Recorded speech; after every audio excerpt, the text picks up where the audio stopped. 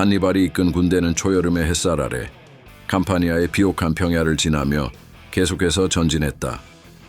불타는 도시들의 연기가 수평선 너머로 옅게 퍼졌고 군사들이 짓밟고 간 곡식들은 누렇게 마른 잔해를 남겼다.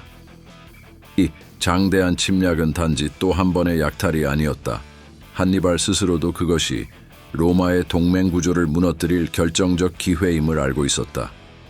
동맹국들의 배신을 유도하고 로마의 경제적 기반을 송두리째 뒤흔들 수 있다면 비록 로마가 강력한 도시일지라도 서서히 그 기둥이 무너질 것이라 믿었다.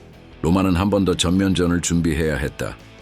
그렇지 않으면 동맹국들은 흔들릴 것이고 캄파니아 해안 도시를 넘어서 이탈리아 전역이 혼란에 빠질 터였다. 한니발을 막지 못하면 우리 모두가 그의 발끝에 굴복하게 될지 모른다. 한 로마 원로의 말이 원로원 복도의 긴장감 어린 메아리를 남겼다. 전쟁은 더욱 깊어지고 한니발은 이탈리아 남부를 기지로 삼아 로마를 압박해 오고 있었다. 로마에게 있어 캄파니아는 단순한 국경이 아니라 로마의 영향력과 동맹의 단합을 증명해낼 시험대였다. 이 땅에 드리워진 한니발의 그림자는 점차 짙어져 로마의 운명에 중대한 결정을 요구했다. 그리하여 머지않아 양측 모두에게 결정적 순간이 다가오고 있었다. 캄파니아의 도시는 여전히 굳게 문을 걸어 잠그고 있었지만 문 안팎에는 긴장이 가시지 않은 채 밤낮 없이 번져 나가고 있었다. 부서진 충성심, 혼란스러운 동맹, 그리고 치밀한 전략이 얽힌 이 전쟁의 무대는 이제 로마와 한니발 사이에 또 다른 참혹한 막이 오르고 있음을 예고하고 있었다. 로마 원로원의 긴급 회의장에서 참혹한 소식들이 연달아 보고되었다. 토스카나와 트라시메노 호반을 붉게 물들인 한니발의 위협에 로마는 전례 없는 위기에 몰려 있었다. 그리하여 원로원은 로마의 운명을 구원할 독재관을 임명하기로 결정했다. 선택된 이는 파비우스 막시무스, 로마의 명문 귀족 출신으로 오랜 군 경력과 침착한 성정을 갖춘 그에게 시민들의 기대가 모였다. 58세의 파비우스 막시무스는 의원들과 군중 앞에서 담담하지만 결연한 목소리로 말했다. 로마가 갈림길에 섰습니다. 과거의 방식으로는 이 위기를 돌파할 수 없습니다. 그는 즉시 리미니에서 모은 패잔병 2개 군단과 새로 조직된 2개 군단을 합쳐 총 4개 군단을 편성했다. 한니발이라는 거대한 적은 아직도 이탈리아를 종횡무진하며 활로를 뚫고 있었다. 파비우스는 병사들의 눈빛을 바라보며 단호하게 선언했다. 우리는 당장의 승리를 바라는 것이 아닙니다. 로마가 살아남기 위해 시간을 우리 편으로 만들어야 합니다. 파비우스가 내놓은 전쟁 방침은 이전의 로마식 무력 충돌과는 정반대였다. 전통적으로 로마군은 정면 대결에서 명예롭게 승리하는 것을 지향했지만 파비우스는 오히려 충돌을 피하고 한니발이 지치도록 기다리는 방식에 중점을 두었다.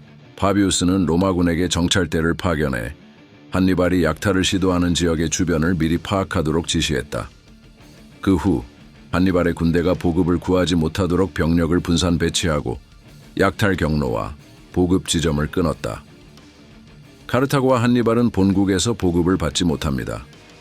그들은 이탈리아 땅에서만 식량과 물자를 마련할 수 있지요. 우리가 그것을 가로막는다면 그들의 전력은 확실히 약화될 것입니다. 파비우스는 한니발 군대가 계속 이탈리아 전역을 누비도록 내버려 두었다. 대신 자신은 안전거리를 유지한 채 뒤를 밟으며 직접 전투 대신 심리적 압박과 장기적 소모를 유도했다. 로마군은 그의 매서운 전술을 피하고 지친 몸을 스스로 휴식할 기회도 얻게 될 것입니다. 모든 것은 시간이 우리 편이 되도록 하는 데 달려 있습니다. 이런 전략은 로마군 병사들에게 낯설고 심지어 자존심을 상하게 하는 일이었다. 그러나 파비우스는 감정적인 판단 대신 냉정한 계산으로 일관했다. 일부 병사들은 로마군이 왜 도망치는 것처럼 한니발을 피해 다녀야 하는가 라며 불만을 토로했다. 그들은 자신들의 무용을 증명하기 위해 적과 직접 부딪히고 전장의 영예를 누리길 원했다. 우리가 로마의 군단병이라면 마땅히 적을 향해 곧바로 나아가야 하는 것 아닙니까? 장교들의 얼굴에 쓰인 의문과 분노가 파비우스의 유례없는 전략을 향해 날카로운 화살이 되었다. 원로원 역시 마찬가지였다. 전통적인 로마의 정면 충돌과 승리라는 가치관이 강하게 뿌리내린 곳에서 파비우스의 지연 작전은 겁쟁이 전략으로 비춰졌다.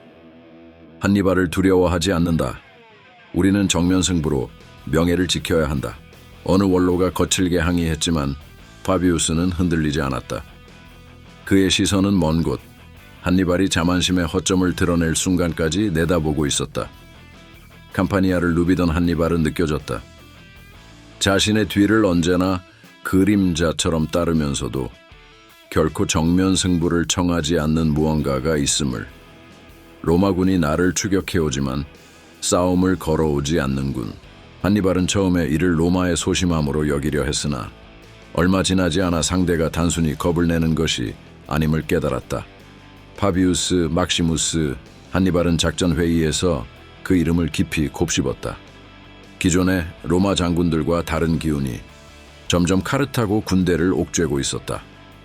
약탈을 통해 보급을 충당하던 그의 부하들은 곳곳에서 끊긴 식량로와 거세진 저항에 지쳐갔다. 이자는 실제로 전투를 회피하면서 우리에게 과한 이동을 강요하는군. 로마의 전통과 다른 방법을 쓰고 있어 우리가 함부로 방심해서는 안 될 것 같다.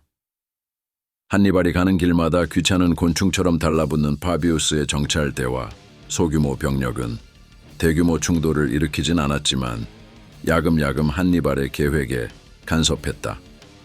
이렇게 시작된 파비우스 막시무스의 전략은 로마 군사 문화의 전환을 상징했다. 명예롭지 않다는 비난을 감수하면서도 파비우스는 로마를 파멸로 몰고 갈 수 있었던 한니발의 질주를 조금씩 늦췄다. 그의 대응은 한니발의 빠르고 날카로운 무공을 상쇄하는 지연 작전으로 로마의 숨통을 조여 오던 전쟁의 흐름을 서서히 바꾸기 시작했다. 정면 승부 하나로 모든 것을 결정짓지 않고 적을 지치게 하고 방심하게 만든 뒤 결정적 순간에 방역을 가하는 전략. 훗날 파비우스 전술이라 불리게 될 이 방식은 로마의 생존을 위한 커다란 전환점이 되었다. 물론 아직 로마의 위기는 완전히 해소되지 않았다. 그러나 파비우스 막시무스의 굳건한 결심과 침착함이 전쟁의 새로운 바람을 불어넣었다. 신중함을 선택한 로마가 한니발의 광폭한 기동 속도에 맞서는 순간 양측 모두에게 또 다른 국면이 열릴 운명이었다. 이탈리아 남동부에 타오르는 태양 아래 한니발 바르카는 전쟁의 불길 속에서 날카로운 눈빛을 번뜩였다. 그는 이미 트레비아와 트라시메노 호수에서 로마군을 연이어 격파하며 적들의 간담을 서늘케 했다. 아버지 하밀카르로부터 물려받은 발로마의 신념, 그리고 군사적 천재성은 그를 불세출의 장군으로 만들었다. 그러나 이번에는 상황이 달랐다. 로마의 지휘권을 쥔 독재관 파비우스 막시무스가 기습과 대규모 전투를 피하며 끈질기게 따라붙는 그림자 전술을 펼치기 시작했던 것이다. 한니발이 바라는 것은 로마군과의 결정적 교전이었으나 파비우스는 싸움을 거부한 채 한니발의 뒤를 쫓으며 단 하나의 전투도 허용하지 않았다. 한니발은 분노와 환희가 뒤섞인 미소를 지으며 황폐해진 풀리아 들판을 바라보았다. 저 멀리 피어오르는 검은 연기가 그의 시야를 가득 메웠다. 자신을 따르는 병사들은 짜릿한 승리감과 기세로 가득했지만 이탈리아의 중앙부를 향해 전진해야 한다는 긴박감 역시 느껴졌다. 장군님, 이 일대를 초토화했습니다. 하지만 로마군은 무슨 이유인지 우리와 맞서 싸우려 하지 않습니다. 마고가 보고하며 고개를 들었다. 한니발의 가장 충직한 동생이자 부관이었던 그는 이 침묵하는 적이 심상치 않음을 깨닫고 있었다. 좋다. 그들은 이미 우리의 강함을 알고 겁을 먹은 게 분명하다. 한니발은 냉정하게 대답했으나 내심으로는 파비우스 막시무스의 의도를 놓치지 않고 있었다. 로마군은 분명 큰 전투를 피하면서 우리의 보급선을 끊으려 들겠지. 그렇다면 우리도 그들이 시도하는 바를 역이용해야 한다. 한니발의 군대는 본격적으로 약탈을 시작했다. 캠페스트라는 부근에 작고 조용했던 동맹 도시들은 순식간에 불길에 휩싸였다. 필사적으로 저항하는 군민들의 모습, 연기를 뒤덮인 집과 곡식 창고, 울부짖는 가축들이 혼돈을 자아냈다. 그 광경을 애타게 바라보던 동맹 도시의 시민들은 목 놓아 외쳤다. 로마군은 어디에 있는가? 우리를 지켜준다고 하지 않았나? 그러나 로마군은 멀리서 뒤따르며 지켜볼 뿐 전투를 개시하지 않았다. 불타는 도시를 보며 끓어오르는 분노를 억누르지 못하는 병사들이 한니발의 군대에도 보였다. 그러나 한니발은 이를 이용해 더욱 극적인 공포를 심었다. 한니발은 병사들이 회의를 마치고 휴식을 취하는 밤이 되면 늘 작전 지도 앞에 섰다. 초롱불이 흔들리는 빛 속에서 이탈리아 중부로 향하는 길들을 살폈다. 방화로 인한 연기가 맑은 하늘에 걸려 있었지만 파비우스는 꿈쩍도 하지 않았다. 장군님, 로마군이 서서히 이동하며 우리를 에워싸려는 듯합니다. 그러나 정면으로 부딪힐 생각은 없어 보입니다. 마고가 조용히 말을 이었다. 한니발은 답답함과 오기가 섞인 웃음을 터뜨렸다. 무엇이 두려워 그렇게 숨어 지내는가? 파비우스, 자칭 로마의 방패라고 불리는 자가 백성을 내팽개쳐두고 우리를 뒤따르기만 하다니. 그는 병사들에게 외쳤다. 우리가 어디로 가든 그들은 그저 그림자처럼 따라올 뿐이다. 이탈리아를 정복하려면 로마의 심장을 치거나 적어도 동맹 도시를 소멸시켜야 한다. 그러나 지금처럼 우리에게 맞서지 못한다면 그들은 점점 더 약해질 뿐이야. 병사들은 새로운 기세를 얻었다.